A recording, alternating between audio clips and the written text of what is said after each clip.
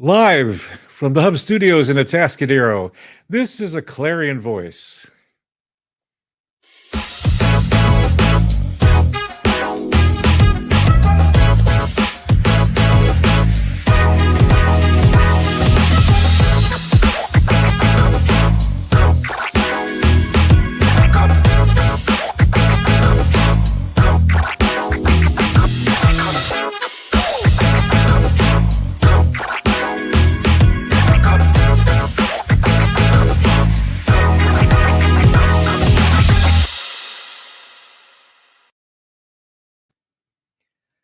Good morning. This is Mark Sobowitz with a Clarion Voice.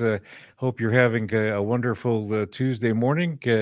Little chilly for this area, but I'm sure those of us who have lived here a long time are used to it. But in any case, today we are going to interview our friend Selena Wheeler, and we've been waiting to do this for a long time. And Selena, thank you so much for being with us. We appreciate it. Yeah, Mark, I just wanted to say good morning. Thank you for having me. It's a pleasure to be here today.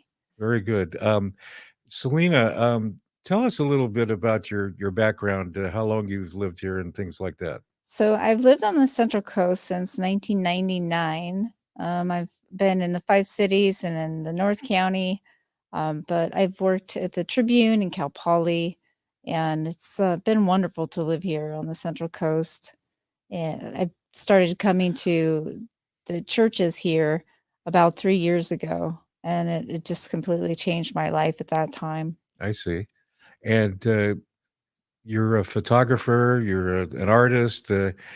What is are you do a lot of different creative things? Is that pretty much summarizing your vocation? Yeah, I love what my hobbies, my favorite hobbies are, of course, photography. I love building websites and doing social media, but even right now, just helping people. And I'm starting to take classes to do Heart Sync, which is a program to help people with their health. And it's just, I've been involved in many things lately that are helping improve my own life as well. What led you to do that?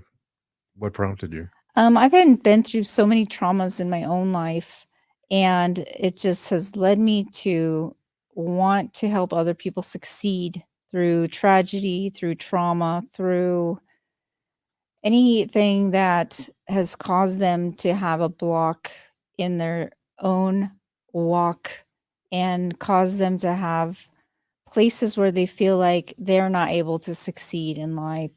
And it makes my heart really want to reach out to people so that they understand that they can get through anything, that there's nothing that they cannot get, that there's nothing that they can't succeed in.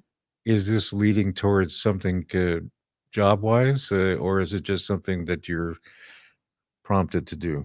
I'm really hoping that it's gonna help me branch out just even in the community, at the places that I go for church, to help people in need and bring more people in and let them know the love of the Lord like I do, because he has saved my life so many times. Okay. You mentioned a moment ago that you just started going to churches about 3 years ago. What led you to that? So I 3 years ago, I went through some terrible traumas, and it was leading to a divorce, but I was going through domestic violence, and I actually was just ready to commit suicide. I mean, I had attempted suicide, and I ended up kneeling down in front of a church on a tree stump, and I was just crying out to the Lord. And I was screaming, telling him that if he didn't send me some kind of sign, something did not happen, I was going to drive my truck onto a train track and let the train take me out. And 2 people came up to me. I didn't even know they were in the chapel. And they came up to me and put their each of them put a hand on my shoulder and they asked if they could pray for me. And I let them, and they literally took me home and started speaking the word into my life. And then I ended up staying with those people, and they helped me for quite some time get the Spirit into me and the word of the Lord into my life. And while they were doing that, I was able to branch out and meet other people as well and create a circle of people around me that actually spoke into me. And one of the biggest parts that I want people to understand about that is that it's important to ask people for help and to allow people to speak into your life. Because once you do that, people will start giving you the advice. They'll start giving you their knowledge. And that's their knowledge is free. The advice is free. They'll start giving you spiritual truths. They'll start giving you, it all of the things that they've learned in their own lives, and that doesn't cost any money. I was homeless at one point. I didn't even have a home. I lived in my truck you know, for a little bit. Um, and I didn't go to people and ask for money. And that's one thing. If you just go to people and you ask them for money, they're just going to push you off because they're going to think you just are out to get something. And anybody can give you money and then be done with you. But if you just go to them asking for other things, they'll give it to you because they understand that you need the help. And if they don't want to give it to you, then you really didn't lose anything anyway. But if you did ask for it and they gave it to you, then you got something great, a great reward, and you received a blessing from the Lord. And once that gets opened up, you don't even realize that the floodgates just keep coming. It's like you opened up these floodgates and it just keeps coming. So it's just an amazing thing that happens in your life. What challenges do you find in your faith walk? Some of the challenges are when it started, I don't have as many anymore. But when it started, I had a difficult time with anxiety, and I did have a hard time asking people for things. I always wanted to do everything on my own. I felt like I can do this on my own. Because I was feeling like I was independent. I was fearful. I had been through traumas of trying to commit suicide. I'd been in comas. I have lost in my life over 40 people to death, not just acquaintances, but actually close loved ones. And I had been physically abused, mentally abused. I'd been drugged. I'd been in a car accident that should have killed me. I'd been left out at sea. There had been so many things that I should have died from. I should not be sitting in this chair. And the hardest things were overcoming those traumas, not even realizing that those traumas were affecting me mentally and emotionally. And in some cases, affecting me so terribly that I couldn't connect with the Lord and I couldn't connect with other people at times. And it was making me physically sick. It was manifesting in me physically. And I had to be prayed over many times, and I had to be delivered of those illnesses and those traumas and all of that pain and suffering I was going through that sometimes I didn't even know was there. It's like pushed in the back of my mind.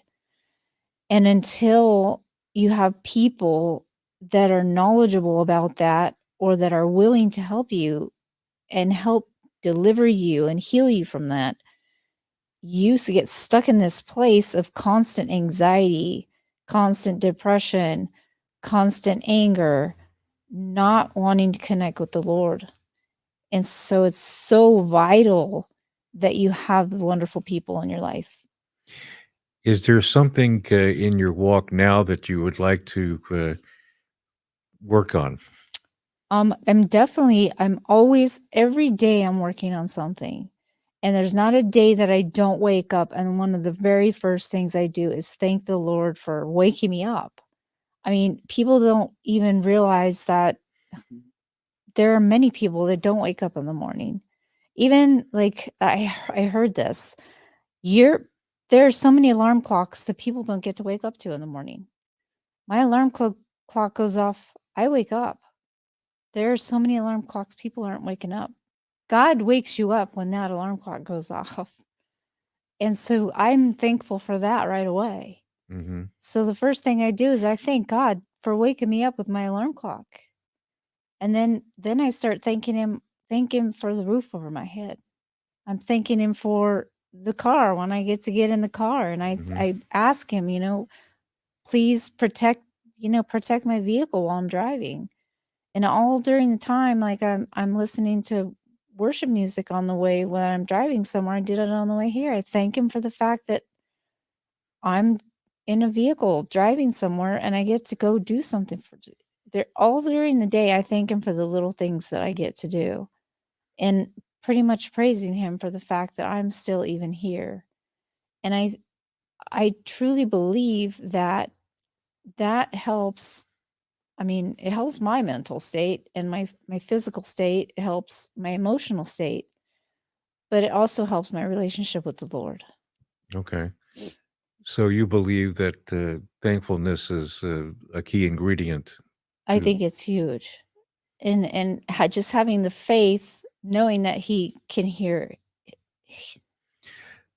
Do you find yourself counseling others that have gone through what you almost went through um, to help them? I mean, are you involved in anything like that? Yes, yeah. I've been doing that quite a bit. Well, I've been in healing prayer before, and I still pray for people quite often that go through situations like that. And now that I'm starting to be involved in Heart Sync, I'm also doing that as well. And you can see the difference when you tell somebody that that you've been through something that they've been through, and you just see you see it click in their eyes and you see it click in their head that, wow, I'm not the only person that's been through something, and I can actually get healed. Like I might be okay. It's gonna take time, it's gonna take effort. Nothing comes to you easily. Um, it takes work, it's not like it's an easy overnight fix. Everything takes work. Everything takes some kind of effort on your part. It's not like it just comes free, but people understand it, and I just love the fact that the Lord will use people as a vessel if you allow him to do it. It's just you have to allow him to do it. Have you found in talking with other people that there are some frustrating elements of dealing with the people that are going through what you've gone through? Yeah, it can be, and then I look back and say, "Wow, I must have been I must have been quite the pill to deal with at times." And, I still probably am. I know sometimes I really can be, but people don't want to believe, a lot of times in God or in spirituality, or, that it has to do with what's happening within themselves and a relationship with the Holy Spirit. And so one of the most important keys is that you do have to have that relationship with the Holy Spirit, and you have to find that before you can even begin to work on trauma or work Mhm. on pain Mhm. and find out what's going on. Because if you can't hear him or see him or know what's going on, you can't go to a place of complete rest and peace and start realizing where your traumas were and start breaking those things off. And it's difficult. What is the most satisfying thing that you find in dealing with people that have gone through trauma? when you see it break from someone, or when you're praying for someone, or you're speaking with them, and all of a sudden they break down in tears, but you see that it's tears of joy, or that it's tears of like a revelation that they had this breakthrough, and understand that they can come out of something that was such a big part of their life for so long, that held them down, that was dragging them into a pit, like that they felt that they could not get out of. Mhm.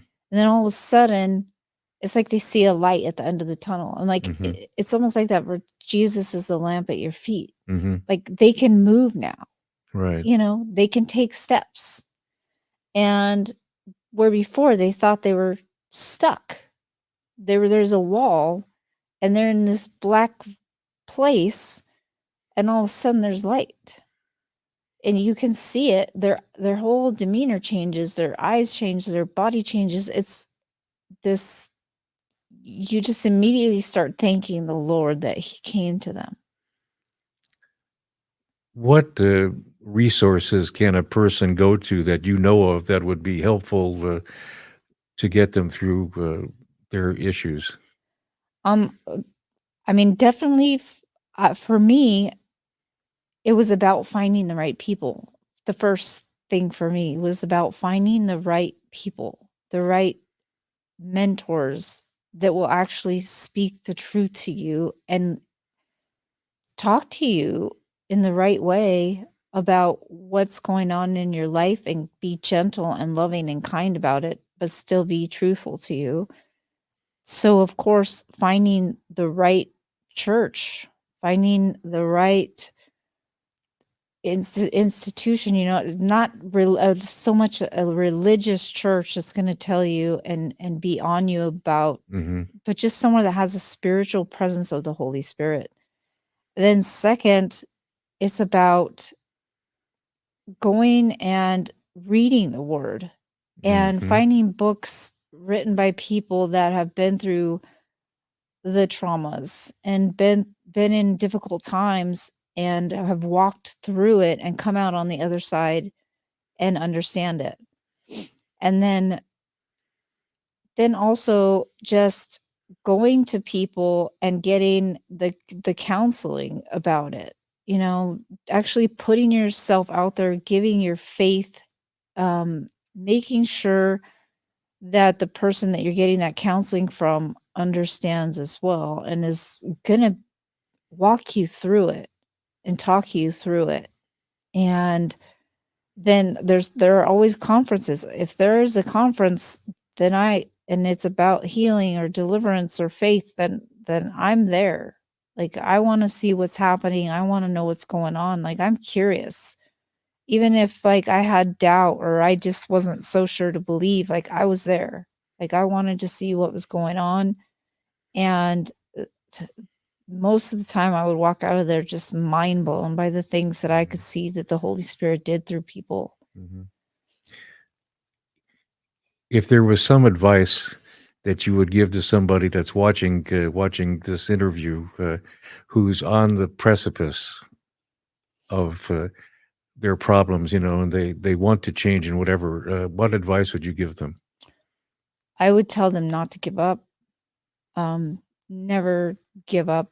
I mean, perseverance is so important. Just to believe that the change will come, that, people don't give up on each other. They really don't. And like I said, it's just about asking, because no doesn't one no doesn't mean it's the end. You're always going to sometime find a yes. If one person tells you no, another person tells you no, you're going to come to a yes. And you're going to even hear yes at some point from God. Like, Mhm. something in your Mhm. life's going to happen that you go, that could not have possibly happened if there wasn't God. Like, people are going to get that. at some point, and then they're going to want to search for the reason, and God will put someone in their path to show them the good in the world. So I just always am trying to give people that hope. Like, even just there are people that I am talking to all the time that sit in front of Walmart and Jack in the Box and 7-Eleven. I know their names now because I go up to them and I pray for them, and they fully admit to me, they'll show me their drug paraphernalia and everything. And I just pray for them all the time. They know my name because I go to them and give them that little bit of the fact, letting them know they're a human. They're not forgotten. They're just having a difficult time. Mhm. If somebody wanted to contact you, what would be the best way to do that? Well, usually, I don't really have, um, really, I don't have a contact. If I'm here, yeah, out of the Meyer Ministries, Okay. and we have that's it, out of the Meyer Ministries. Yeah. Okay. Out of the Meyer, we meet on Monday nights at 7 o'clock at 7635 El Camino Real. And if you are interested in talking to Selena further about your issues and want to seek advice from her, then please feel free to come any Monday night. And I'm sure Selena will be very open to talk with you.